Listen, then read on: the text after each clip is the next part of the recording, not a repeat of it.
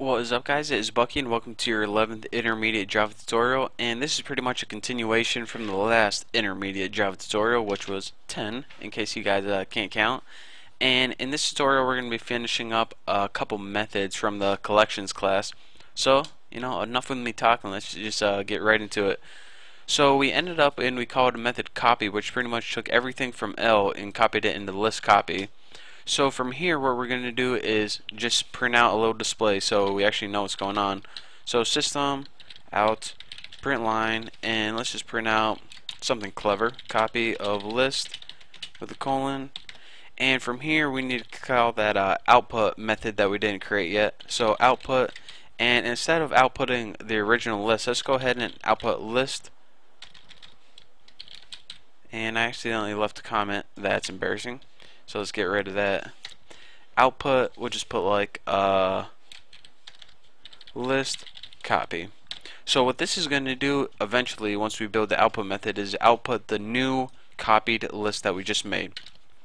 So the last method I want to teach you from the collections class is how you can take pretty much any list, or collections actually, and fill it with something that wasn't in there before. So let's go ahead and we can finally add our comment and put fill collection with crap. And let's go ahead and put collection dot fill, and it takes two parameters, this method. The first parameter is what collection do you want to fill. Well, let's just go ahead and change the list. You can change the list copy if you want, it doesn't really matter. And the second one is the type of data. What are you going to be filling it with? Well, we want to take that list, and this is pretty much the same as replace. Anytime you come across any instance or element in the list, we want to change it to X. So now instead of our list, which was NWP, since we reversed it, it's going to be XXX. So we could have picked a better letter, but too bad, deal with it. So go ahead and we'll print this out one last time. System out print line, and just go ahead and put like after filling the list colon and that line. And now let's go ahead and output the list, which was called L, one last time. And now the only thing, let's see, collections, that's why I'm getting an error. And the only errors we should have is that output, because we didn't create another method called output yet. So let's go ahead and change that right now. So let's go ahead and tighten this up. And outside of your main method right here, make sure that you don't put this method inside the main or it won't work. So you need to go outside the main, but yet inside the class, whatever your main class is. Mine's called Bucky.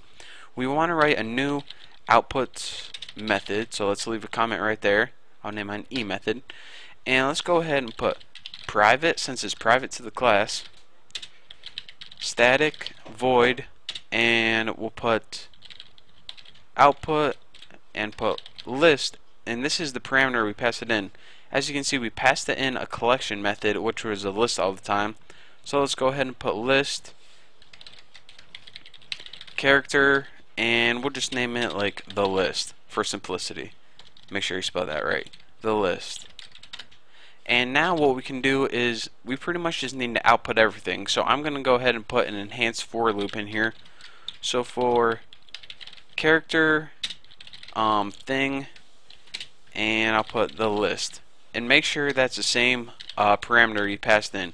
And what this is going to do is it's going to loop through whatever list you pass into it, and it's going to treat each element as thing. So now we can alter that or pretty much do whatever we want. So let's go ahead and put system out printf, since by the way the main thing we're trying to accomplish in this method is just to print stuff out. So that's why we need printf. And for the format, let's go ahead and put a string variable. And of course, for our argument, it has to be thing.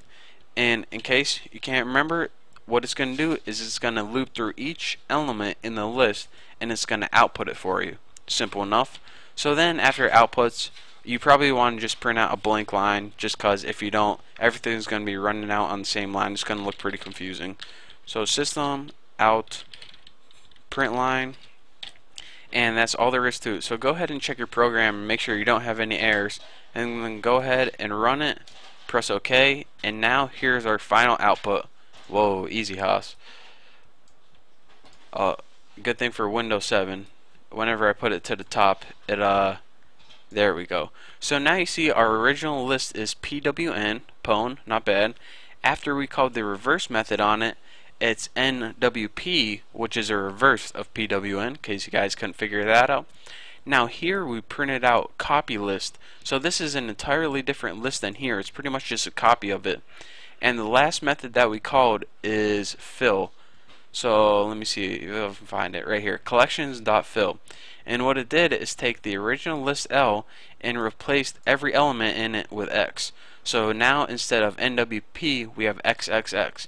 So that's demonstrating a couple new methods from the collections class and how you can use them and why they are useful. So that's that for this tutorial. Thank you guys for watching. Don't forget to subscribe, and I'll see you next time.